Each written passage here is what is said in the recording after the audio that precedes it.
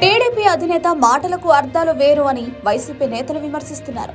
ఆయన ఎదుటి పక్షం మీదనే విమర్శలు చేస్తారు తప్ప తన పక్కన చూసుకునేది ఎప్పుడూ ఉండదని అంటున్నారు.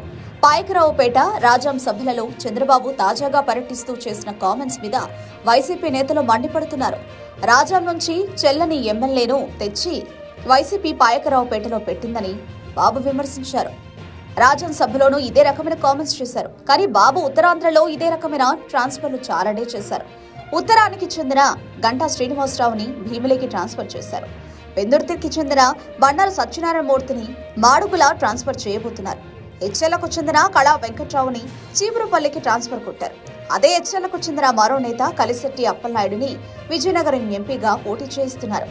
ఇలా అనేక మార్పులు చేర్పులు చేస్తూ వస్తున్న బాబు వైసీపీ ట్రాన్స్ఫర్లు అంటూ విమర్శలు చేయడమే విడ్డూరం అంటున్నారు. వీటన్నిటికంటే పెద్ద వింత ఏంటి అంటే కడపకు చెందిన సీఎం రమేష్ ని తెచ్చి అనకాపల్లి నుంచి కూటమి అభ్యర్థిగా పోటీ పెట్టడం. ఇలా తాను చేస్తే ప్రజల కోసం సమర్థులైన వారిని పోటీలో దించినట్లుగా చెప్పుకుంటారు. వైసీపీ చేతే అక్కడ చెత్తను తెచ్చి ఇక్కడ వేస్తారా, అది బంగారం అవుతుందా అని దీర్ఘాలు తీస్తారు.